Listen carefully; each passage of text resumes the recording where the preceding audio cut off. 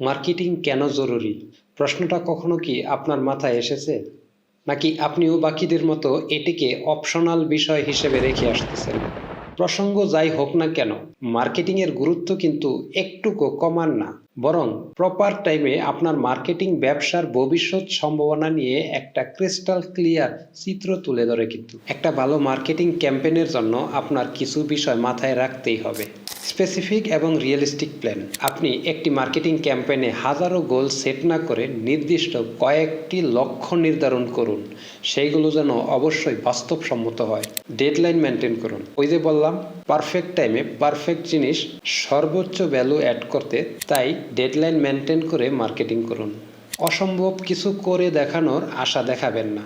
অনেকেই মার্কেটিংকে অতিরঞ্জিত করতে নিজের প্রোডাক্টে নেই এমন বিষয় বাড়িয়ে বাড়িয়ে বলতে চায়, তবে আপনি তা মোটেও করবেন না, এতে হিতে বিপরীত হবে।